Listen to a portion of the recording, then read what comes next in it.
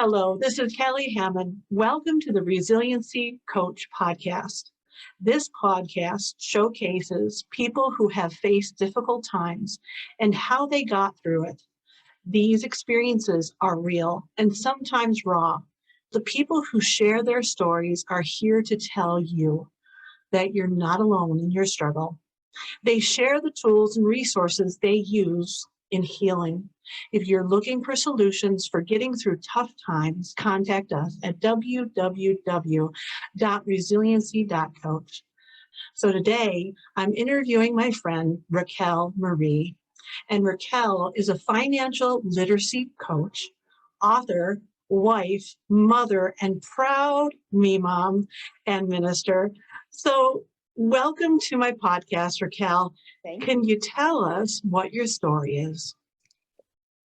Sure, I sure can. And when you reached out to me, it's funny because first I want to say thank you for having me. It's an honor to be here. I had to really reach down and figure out what story I wanted to tell because there was a few that I could tell. And as I was sitting here, even now, I'm still wasn't sure which one I wanted to tell. But I think I want to tell the story of overcoming being raised in a high controlled religion. I won't say what religion, but I was, and it's funny because I didn't realize it was a high control religion until maybe 10 years ago, and I've been out of it for 35 years.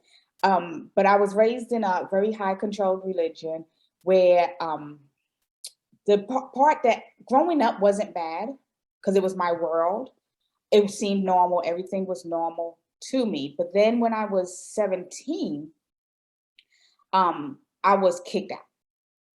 I was kicked out for things that I wasn't going to stop doing what I was doing. I was 17, I was 18, I was grown, and I wanted to do what I wanted to do. But in the process of that, it strained my relationship with my mother. And she was the one that went and told that I was doing these things. So for me, it was a betrayal. For her, it was I was leaving what she believed in, right? What I was supposed to believe in for life. And so for a few years, our relationship was really, really strained. Like we would see each other, we was barely talking. And I went through a whole lot of other things when I was kicked out, because when you're kicked out of this religion, you lose all your friends. Everybody stops talking to you. You're isolated, with the goal being that when you don't have any of your friends and family anymore, then you'll want to come back. So it's like a bribery thing where, okay, if you lose everybody, then you want to come back to them, right? Because you don't have anybody else. Whereas I kind of made my own way, but I was out there. Fortunately, I had my grandmother, but I didn't have my mom. And I was raised with a single mom. So I did not have my father at all, right? So all I knew was my mom and my grandmother. And then my mother decided that she could not have this relationship with me the first time. And that was hard. So I drank hard. I didn't get into drugs heavily, but I partied hard and I did what I was big enough to do. And then I had my son, and our relationship was pretty good.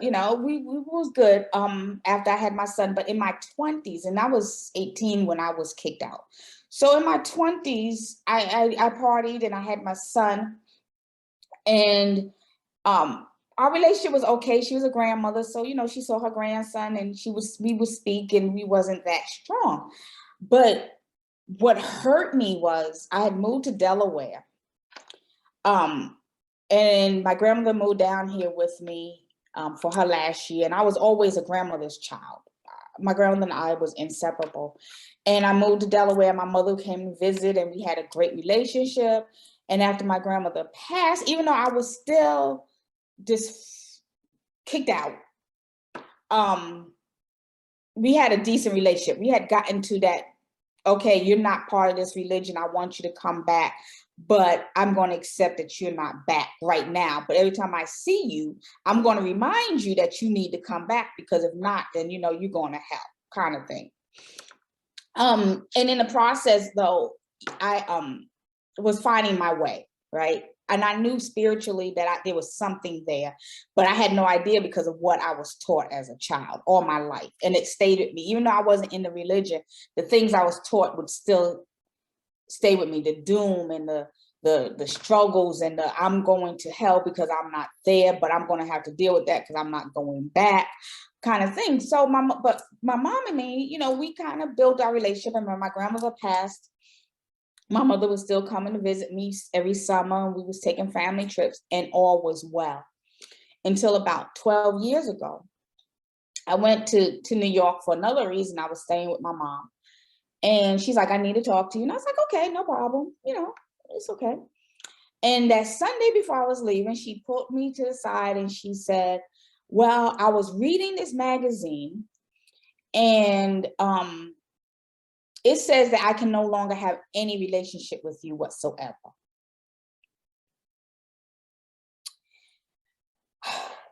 Just like that. Yes, And so I asked her, I said, so you're choosing this religion over your daughter? And I'm her only child. Okay. And she's the only child. So, I mean, we have extended cousins, but our nuclear family was very small. My son's the only child, I'm the only child, my mother's the only child. So at this point, her mom is dead and her dad's dead. So right now, me and my son was really her only nuclear family. I said, so you're choosing this religion over your daughter again? And she said, yes. And I was hysterical. I could not believe that once again, my mother had chosen a religion over her daughter. This whole organization over her daughter. I just was floored. And it stayed with me for years. And I didn't try to get help or anything, but it just stayed with me. And I don't know my dad. So I had a bonus dad, but I didn't know my father. So she's all I had, except for my son. And I couldn't believe, and it hurt so bad. And that pain just stayed with me for the longest time. And that was like 12 years ago. And she lost my son at the same time because he didn't want to have anything really to do with her. She could have talked to him, but she never followed through with him, never found what's going on in his life. And he was 19. And she never followed through with him. And that just really took me to, like even now, I'm really still struggling with that. But that was the one thing that really took me out mentally. And because it was a high control religion, I still was having those same thoughts of maybe I'm not doing right and maybe I should go back.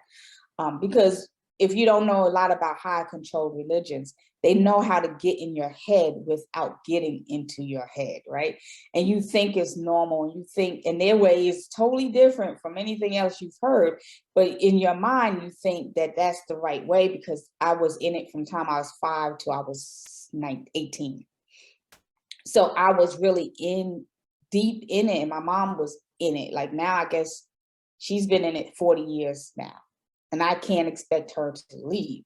But the only way we will ever have a real relationship is if they come back and say, oh, we changed our mind. And after more research, we've decided that you can't have a relationship with your child. Then she will come and talk to me. So that's the trauma that I had to really start to overcome. I've gotten to the point with it where it's on the mends, but I've accepted it. So the way I've accepted it is to forgive her. That was number one. And it's only been the last 2-3 years where I've gotten to that point. A couple of things that I did to help me get to the point of peace, of laughter, where I can laugh now when things happen or when she says something, is one, I forgave her.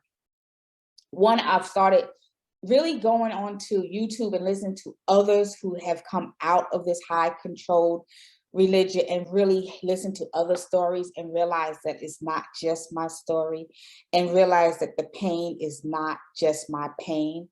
And being and finding myself spiritually was the first step to forgiveness. So when the first time I was kicked out and I went through my 20s, I was looking for a church, not sure what to look for, but looking for something. And then when I moved to Delaware, I found a church that I was able to learn what I didn't learn as a child, and realize what God's calling for me was and what I was supposed to do, and realize who the real God is and not what I was taught as a child. So that was my first healing process, was getting to know God and finding where my spirituality is, and finding where my calling is and what God had called me to do and what my spiritual gifts were, because I had no idea. That wasn't taught as a child. So I had no idea what a spiritual gift was. I had no idea a lot of things that I've learned now, what they were, because it was not taught in that religion. They changed things around, and they kind of picked and choose what they wanted you to know.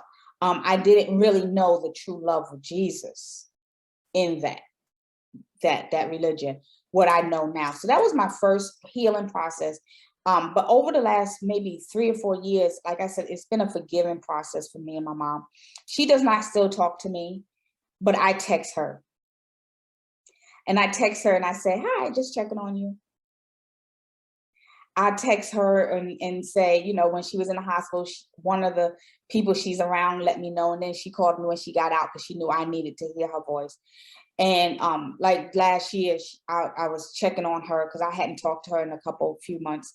And I checked on her and found out that she was sicker than what she was letting me know. And I informed her politely that we might not be talking, but she's not old enough for me not to know what's going on with her health. She's not that grown yet. You know, I need to know these things. And so it took time for me to get there where I can literally say, you know, I reach out to her and I let her know I'm still her only child. I still love her. Like the other day, I sent her out of nowhere, and it was nothing but God, but I sent her money, just a couple of dollars. And I think I wanted to see if she was going to really accept it. And she did. And she texted me and she thanked me. And she's like, and the running joke is your only mother. And I'm like, yeah, I love you, your only child.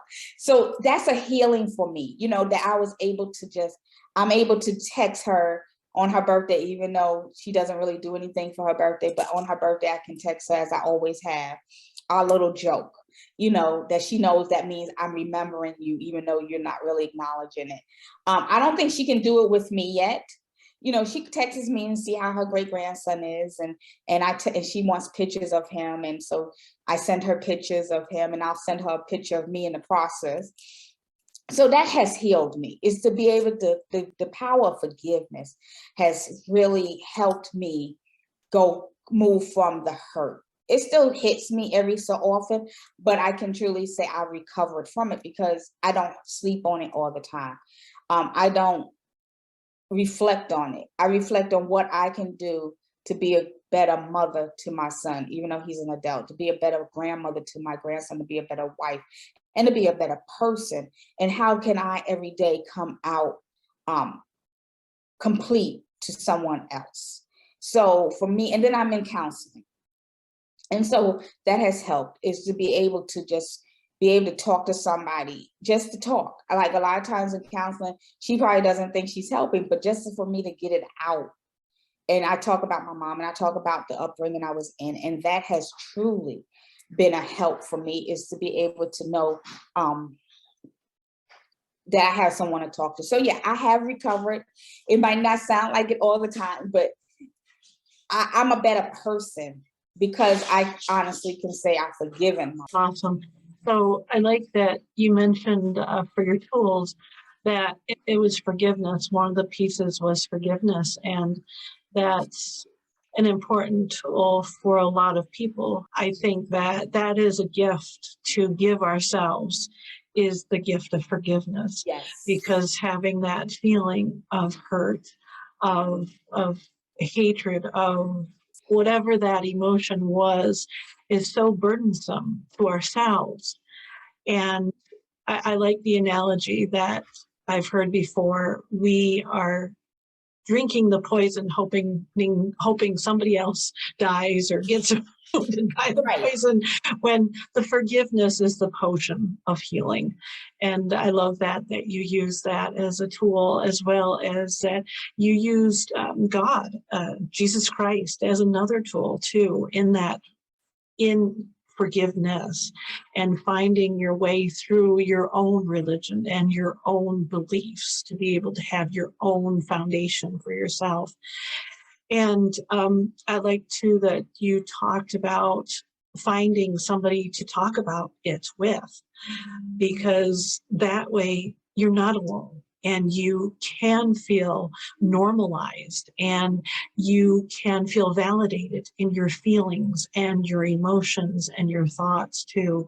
So those are great tools. Are there any other tools that you've used that you'd share with?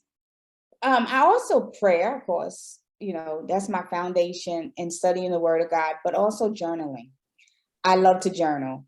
I don't do it as much as I should, just finding the time. But I love to journal. What I will do either in the morning or in the evening, at least 3-4 times a week, is just to write. And I'm not even thinking about what I'm writing. It's no set course to what I'm writing. I just try to write 2 pages. Just it's a mind dump and just write whatever. And a lot of times it's to get a lot of that feelings out of me, because when you hold it inside of you, you do no good. It's just like forgiveness. When you hold anger inside of you, you're hurting yourself. So I try to get it out by journaling. So things that my husband might not understand, I get it out. And so journaling has truly been a huge key for that, and as well as other incidents in my life, to be able to get it out of me. That's awesome. Thank you so much for sharing that and sharing your tools that you've used. Now, I have another question for you. If there was one piece of advice that you could give somebody that may be listening to this podcast, or if they were sitting right next to you today that may be having the same difficulty that you went through, what piece of advice would you give them? To realize that it's not your fault. So don't hold the burden on yourself, and to forgive. That would be one piece of 2 pieces there, but the other piece would be to research and to realize you're not alone. A lot of times with high controlled religion, whichever one it is, they want you to think that if you leave them, that you're isolated. So I want someone who might be in that situation, who have just left that situation, to realize that you're not alone, that, there's others who have gone through the same thing, or is going through the same thing. And like I said, YouTube was a huge help for me in the last year and a half, just listening to different people's channels and listening to podcasts and realizing that I wasn't alone in this situation, that even though it's been so many years past, that there's others who have the same situation going on. So know that you're not alone, and don't hold it in. Don't carry that burden alone. You will, it's a hard burden. And if you haven't been in a high controlled religion and gotten out, you won't see what I see. So it's you got to know you're not alone, and to release it. Very good advice. Thank you so much. And we have one last question. If somebody wants to get in touch with you, be able to speak with you, how would you like them to do that? They can email me at info@raquelmfarmer.com, or on Facebook, Raquel M. Farmer. And those would be the 2 best ways to reach me, is by email or by Facebook. And my website, or you can go to my website at www.raquelmfarmer.com. RAQUELMFARMER.com. Excellent. Thank you so much, Raquel, for sharing your story with us. Thank you for having me. It was great just to get it out. Awesome. Thank you, audience, for listening to Raquel's story. And remember, there is a way through your difficulty. Please seek out other resources and people who can and will help you. Now, if you're looking for alternative tools for handling difficult times or moving ahead in life, contact us at www.resiliency.coach. Hope you all have a blessed day and a wonderful life. Goodbye.